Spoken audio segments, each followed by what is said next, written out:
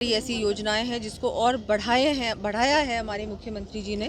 और बजट में भी आपने देखा बहुत कुछ दिया है पूरे राजस्थान को और विकसित राज्य। संगीत हो या सगाई, मेहंदी हो या बारात, इस बार रानी जैसा होगा आपका श्रृंगार तनिष्क नवरानी कलेक्शन के साथ। विजिट तनिष्क शोरूम, वैशाली नगर, मेन रोड, अजमेर।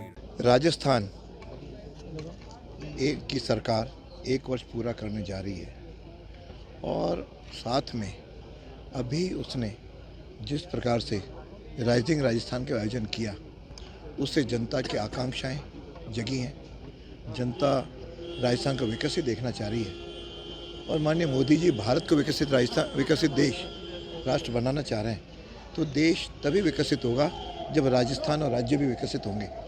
उसके तहत जिस प्रकार से किसान, महिलाएं, युवा काम कर रहे हैं, मैं समझता हूँ मेरी सरकार को शुभकामनाएं हैं कि आगे बढ़ें, जनता को राहत मिले।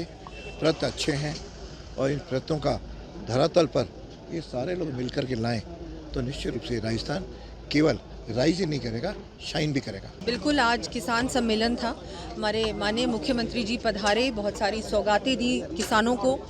कल महिला सम्मेलन उदयपुर में है, ऐसे ही इससे पहले युवा सम्मेलन था और ये पूरा 1 वर्ष का जो कार्यक्रम हमारा जो कार्यकाल रहा है उसी के उपलक्ष्य में सभी जो हमारे राजस्थान की जनता है उसको बहुत कुछ हमारे माननीय मुख्यमंत्री जी और हमारी सरकार इन 4 दिनों के कार्यक्रमों में बहुत कुछ सौगातें देने वाली है।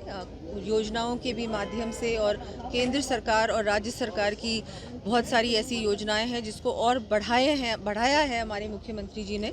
और बजट में भी आपने देखा बहुत कुछ दिया है पूरे राजस्थान को और विकसित राजस्थान बनाने की ओर हम सभी बढ़ रहे हैं। मुख्यमंत्री जी भी लगे हुए हैं, माननीय प्रधानमंत्री जी भी राइजिंग राजस्थान में पधारे थे, फिर से वो 17 तारीख को पधार रहे हैं। राइजिंग राजस्थान बहुत सफल आयोजन हुआ था। 35 लाख करोड़ के MOUs हुए जो कि अपने आप में ही एक इतिहास है। एक बहुत बड़ा जो कार्य हुआ है, काम हुआ है राजस्थान की जनता के लिए, रोजगार के लिए, आर्थिक व्यवस्था के लिए बहुत बड़ा काम हुआ है। अब इनको इम्प्लीमेंट करने के लिए भी हमारी सरकार पूरी तरह से संकल्पबद्ध है। मैं सभी का धन्यवाद। सम्मेलन था, काफ़ी पशुपालक भी आए, काफ़ी किसान बिल्कुल, किसान आए, पशुपालक आए, बहुत सारे हमारे किसान अलग अलग क्षेत्रों से भी VC के माध्यम से जुड़े और बहुत बड़ा सम्मेलन था और किसानों में भी बहुत उत्साह है। किसान अन्नदाता तो हैं ही लेकिन ऊर्जादाता भी अब बन रहे हैं।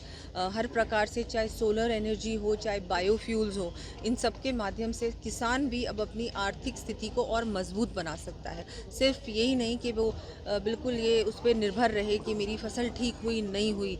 कई बार प्रकृति का प्रकोप भी होता है और फसल ठीक से नहीं होती है, लेकिन अब वो अगर एनर्जी में भी, ऊर्जा में भी अगर वो कार्य करेगा तो मुझे लगता है उसको किसी भी प्रकार की चिंता करने की आवश्यकता नहीं।